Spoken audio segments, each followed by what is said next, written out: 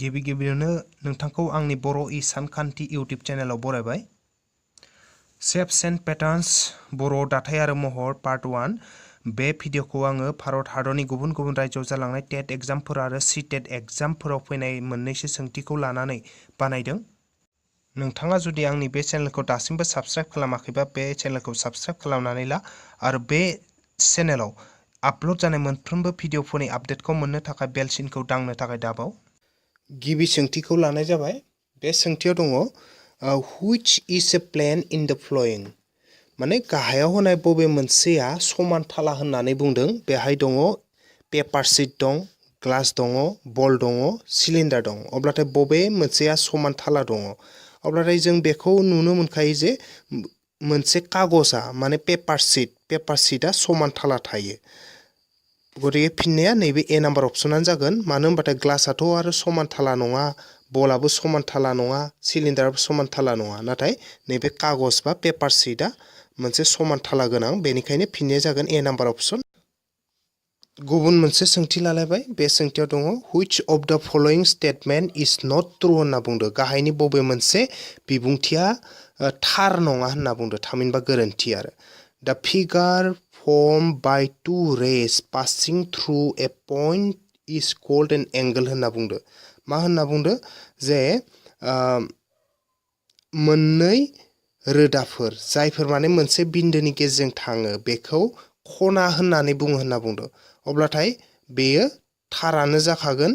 मानो होनब्लाथाय मोनसे बिन्दो बेनि गेजेरजों जुदि जोंनि रोदाया ओरैहाय थाङोब्लाथाय अब्लाथाय बे मा जाहैबाय? मोनसे खना सोमजिखागोन इयाव। बेनिखायनो एआ थार जाहैबाय। ओमफ्राय बि नाम्बारखौ नायनि जों। इयाव होनदो a closed figure formed by three line segments is called a triangle होनना बुंदो। जे दोंथाम हांखो खोन्दोफोरजों दाजानाय मोनसे जोबथे महरखौ आखान्थिथाम होनो बुंदो। अब्लाथाय जों नायनि नै मोनसे हांखो खोन्दो, नै मोनसे हांखो खोन्दो आरो नै मोनसे हांखो खोन्दो, मोनथाम जाबाय। इ दोंथाम हांखो खोन्दो। अब्लानिया बे दोंथाम हांखो खोन्दो जाय जोबथे महर सोमजिदो इ आखान्थिथामखा। बेनिखायनो बेबो थार, बि नाम्बाराबो थार, एआबो थार, बिआबो थार। एबार सिखौ नायनोसै जोङो। इयाव होनदो ए figure formed by the three lines is called a triangle होनना बुंदो। जे दोंथाम हांखोफोरजों सोमजिनाय जि मोनसे सावगारि बा डायग्राम बेखौनो मोनसे आखान्थिथाम होनना बुंदो। नाथाय बेयो गोरोन्थि जाहैगोन। मानो होनबाथाय दोंथाम हांखोजों माबा गुबुन मोनसे महरबो होनो हागौ जोङो। जेन'बा नै मोनसे हांखो, नै मोनसे हांखो आरो नै मोनसे हांखो, इदिबोथ' जानो हागौ। अब्लानिया इथ' आरो दोंसे मोनसे आखान्थिथाम जायाखिसै। बेनिखायनो बेयो गोरोन्थि जाहैबाय सि नाम्बार अपसना। आरो गोरोन्थिखौनो सोंखादों नालाय फिननाया नैबे। गुबुन मोनसे सोंथि लालायबाय। बे सोंथियाव दङ हाउ मेनि triangles R their in the फलोइं figure इदि होनना बुंदो। बे फैदो आर टेट फैदोंमोन। आर टेट 2011 थामहिनबा राजस्थान टेटआव फैदोंमोन बियो। दा अब्लानिया बेयाव बेसेबां आखान्थिथाम दं बेखौ जोंखौ दिहुननो दं। अब्लाथाय बेखौ दिहुनोब्ला जों मा खालामनो हायो? बेहाय जेराव बिन्दोफोर दं बेखौ जोङो मुं होनो हायो। हमना ला नै मोनसे बिन्दो बिखौ ए होबाय, नै मोनसे बिन्दो बिखौ बि होबाय, नै मोनसेखौ सि होबाय, नै मोनसेखौ डि होबाय, नै मोनसेखौ इ होबाय। अब्लाथाय गुबुन आरो मुं होनो हानाय बिन्दो गैलिया। अब्लाथाय बेयाव जोङो अबे आखान्थिथाम जानो हागौ बेखौ जों नायनि। फार्स्टआव आं नैबेखौ होबाय ए बि इ। बे मोनसे आखान्थिथाम जानो हायो। मा जाबायो? ए बि इ मोनसे आखान्थिथाम जाबाय। ओमफ्राय नेक्स्ट मोनसे आखान्थिथाम नागिरनोसै। बे जाहैबाय नैयो बि इ डि। इ मोनसे आखान्थिथाम बि इ डि। आरो नागिरबावनोसै जोङो। एबार जों नैखौबो नुनो मोनो बि सि डि। बेबो मोनसे आखान्थिथाम बि सि डि। ओमफ्राय आरोबाव मोनसे आखान्थिथाम जों नायबावनि। बेयाव नोरै जाना दङ ए बि डि। नै बे मोनसे आखान्थिथाम ए बि डि मोनलायबाय। ए बि डि। आरो नैबे गेदेर मोनसे आखान्थिथाम दंबावो। इयाव नायनो थांबाथाय ए सि, नैबे ए सि डि। नै बे गेदेर आखान्थिथाम ए सि डि। गतिके ACD आबो मोनसे आखान्थिथाम जाबाय अब्लानिया गुबुन आरो आखान्थिथाम गैलिया खैथा जाखो बेहाय मोनसे मोननै मोनथाम मोनब्रै मोनबा बाटा बेनिखायनो एन्सारा जागोन 5 माने ए नाम्बार अप्शन नै बेयो गुबुन मोनसे सोंथि लालायबाय बे सोंथियाव दङ which of the following statements is correct होनना बुंदो गाहायाव होनाय बबे मोनसे बिबुंथिया थार होनना बुंदो बेहाय होनदो ए नाम्बाराव a square is a particular type of rectangle होनना बुंदो जे मोनसे बर्गआ रोखोमसे मोनसे रोखोमनि आयत दब्लाय होनना बुंदो अब्लानिया थार बेयो खोथाया मानो थार अब्लाथाय मोनसे आयत दब्लायनि जुदि गासैबो आखान्थिया समान जायोब्ला अब्लानिया बेखौ मा होनना बुङो मोनसे बर्ग होनना बुङो बेनिखायनो बेनो थार गुबुनफोरखौबो जों खेबसे खेबसे नायनि मानो गोरोन्थि जाखो इयाव होनदो a rectangle is a particular type of square होनना बुंदो जे मोनसे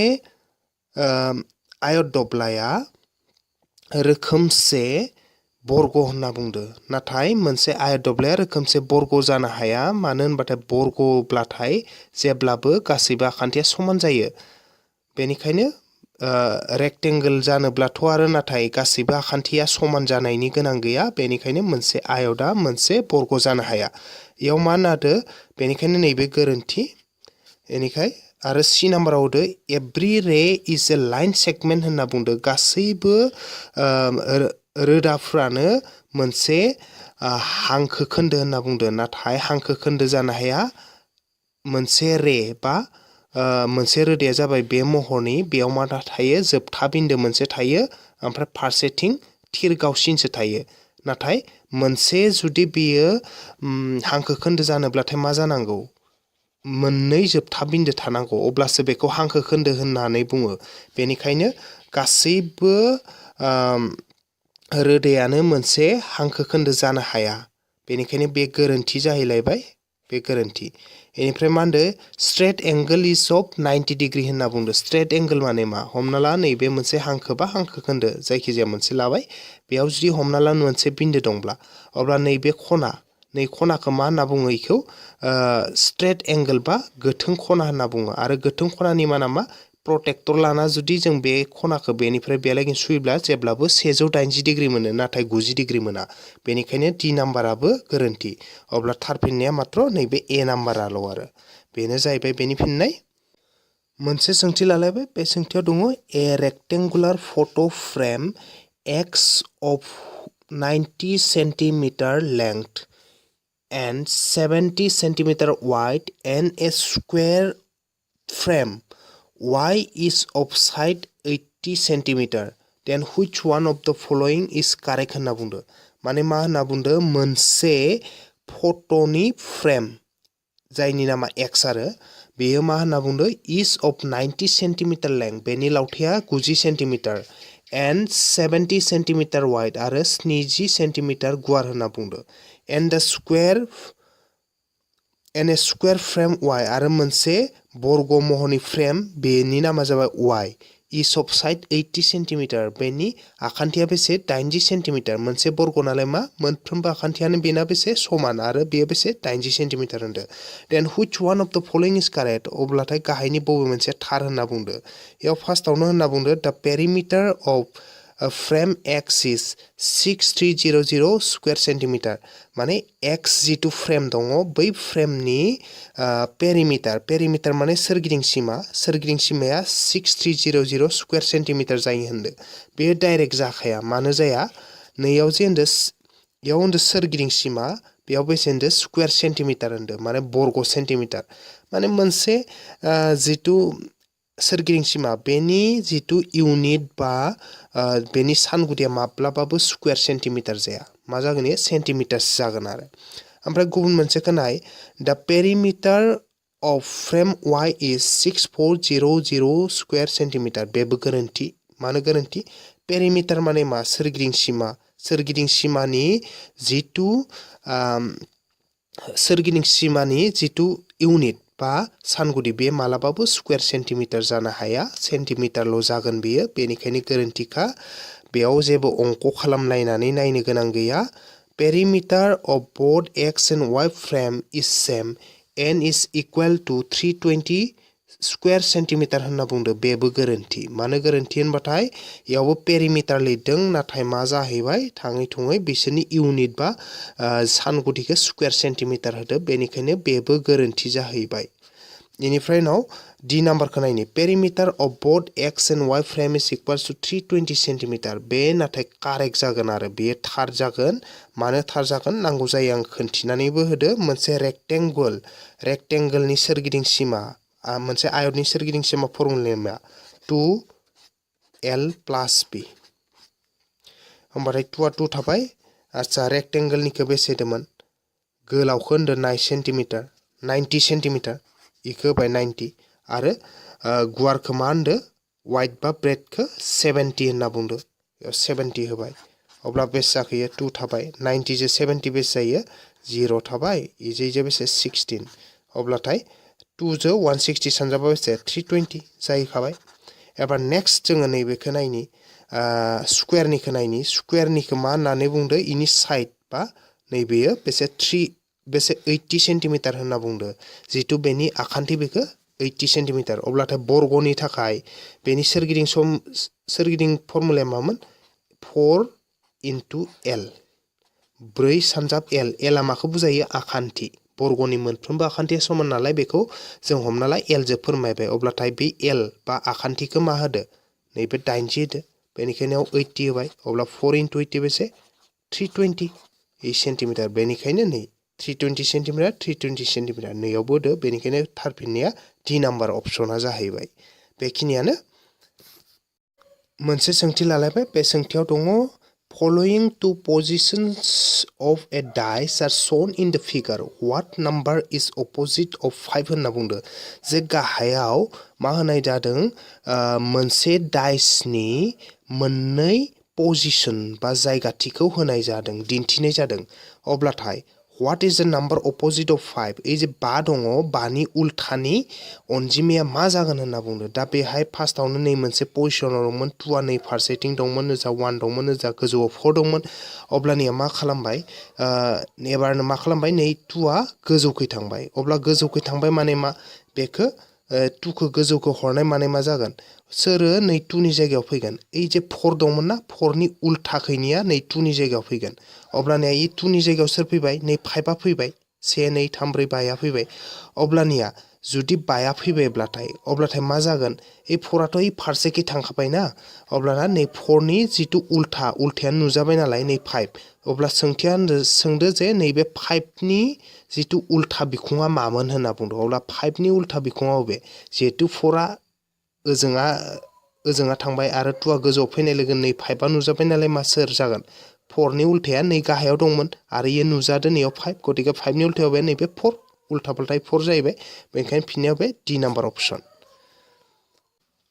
मोनसे सोंथि लानाय जाबाय बेयाव होदो how many times two odd numbers are placed just after an even number in the following number sequence नैयाव मा होनाय दं मोनसे अनजिमानि फारि होनाय दं नैबे 3 8 7 7 2 5 8 2 3 6 2 1 5 6 8 7 4 3 4 7 3 बेखौ होनाय दङ अब्लाथाय बे मोनसे सिक्वेन्स बा फारियाव मा होनना बुंदो बेसेबां बार हाउ मेनी टाइम्स होनदो बेसेबां बार टू ऑड नाम्बार्स मोननै बेजरा अनजिमाफोरा are place just after an even number मोनसे जरा अनजिमानि उनाव फज'जादों माने मोननै जरासे बा एखे लोगोयै थानाय बेजरा अनजिमाफोरा जरा अनजिमानि उनाव थानाय बेफोरबायदि रोखोमै बेसे दं बेखौ जोङो दिहुननांगौ दा जों बेखौ दिहुननो थाखाय नायबाय बेखौ दिहुनबा मा नायनांगोन जों फार्स्टआवनो बेजरा अनजिमा ज'यै थानाय बेजरा अनजिमा नायनांगोन दा फारसेनिफ्राय नायबा नैबे 7 जो 7 ज' लोगोसेयै दं बेजरा अनजिमा मोननै बिसोरो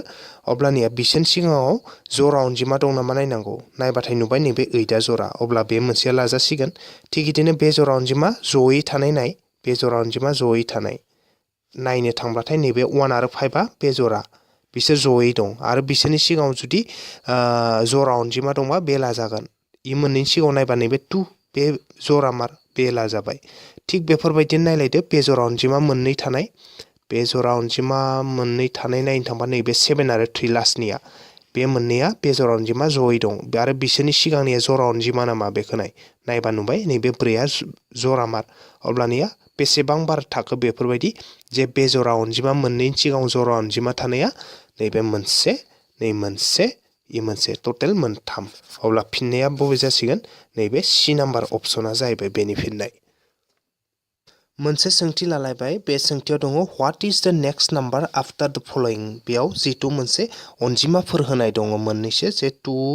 4 9 25 49 बेनि उनाव मा जगोन बेखौ दिहुननांगौ दा बेखौ दिहुनोब्ला जों बेखौ नायग्रोनि बे 4 दङ 9 दं 25 दं 49 दं बेनि उनाव मा जागोन होनना बुंदो दा नैयाव 4 खौ नायनो थांबा जों नुगोन इयाव 2 स्क्वायर नै 9 खौ नायनो थांबाथाय मा इयो 3 स्क्वायर नै 25 खौ नायनो थांबाथाय मा इयो 5 स्क्वायर नैबे 49 खौ नायनो थांबाथाय मा जागोन बेयो 7 नि स्क्वायर अब्ला नैबेलाय मा जागोन मानि स्क्वायर जागोन बेयो दा बेयाव नायनो थांबाथाय बेयाव 2 3 5 7 बिसोरखौ नायनो थांबा गासैबो रोदा अनजिमा 2 निफ्राय ओरैहाय बारायलांबाय दं अब्लाथाय 2 नि उनाव 3 मोनो रोदा अनजिमा 3 नि उनाव 5 5 नि उनाव 7 मोनो आरो 7 नि उनाव मा मोनो रोदा अनजिमा जों मोनोब्लाथाय 11 मोनो रोदा अनजिमा अब्ला नैबे 11 नि स्क्वायर जागोन 11 स्क्वायराव बेसे जायो 121 बेनिखायनो फिननाया मा जाहैसिगोन नैबे 121 जागोन अबे नाम्बार अपसनाव दं बियो नैबे डी नाम्बार अपसनाव दं 120 गुबुन मोनसे सोंथि लालायबाय बे सोंथियाव दङ स्टाडि द फलोइं पेटार्न होनना बुंदो सीटेट आव फैदोंमोन जानुवारि 2012 आव दा बेयाव ओरै होनदो 1 into 1 1 जायो 11 into 11 121 111 into 111 1 2 3 2 1 जायो होनना बुंदो अब्लानिया थिग बेफोरबायदिनो 1 1 1 मोनबा यावबो 1 1 1 मोनबा इज इक्वाल्स टु बेसे जागोन बेखौ जों दिहुननो नांगौ आरो अब्लानिया दा बेहाय जों नायनांगौ बेयाव जुदि मोनसेल' सेल' दं बेयाव जुदि 11 आ 2 मोननैबाथाय माने सेया मोननैब्लाथाय मा जादो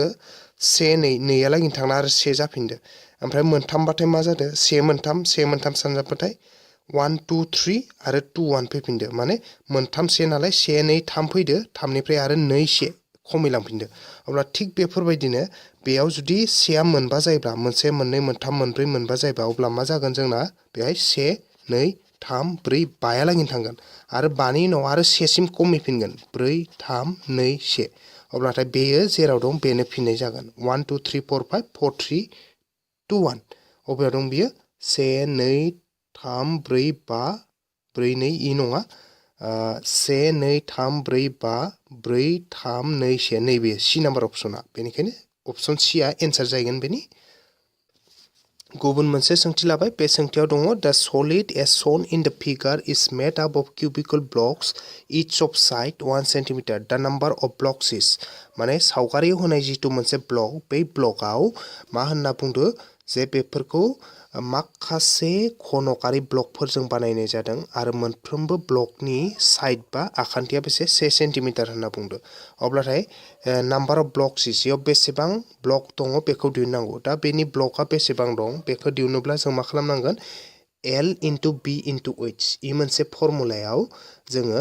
माने गोलाव फारसे बेसे ब्लक दं गुवार फारसे बेसे ब्लक दं जौथाइ फारसे बेसे ब्लक्स दं बेखौ फज'ना होबानो जाबाय दा जेनेबा नैबे लेंथ बा गोलावखै बेसे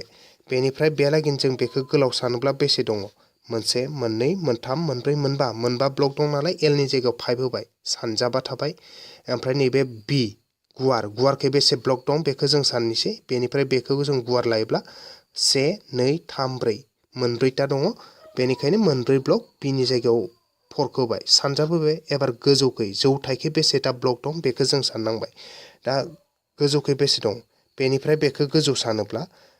इ मोनसे नै मोननै नै मोनथाम गोजौखै बेसे मोनथाम थाबाय माने 3 अब्लाथाय बेखौ सानजाबजोबदो 5 into 4 20 20 into 3 बेसे जाबाय 60 जाबाय बेनिखायनो फिननाया बबे जागोन नैबे डी नाम्बार अपसना बेनि फिननाय भिडिअखौ नायनायनि थाखाय रोजा रोजा साबायखर थाबाय भिडिअखौ नायनानै मोजां मोनबायब्ला अन्नानै भिडिअखौ लाइक खालाम शेयार खालाम आरो बेनि थाखाय पाब्लिक कमेन्ट होनो थाखाय दाबाव जै बर' रावनि जै बर' हारिनि गोजोन्थों।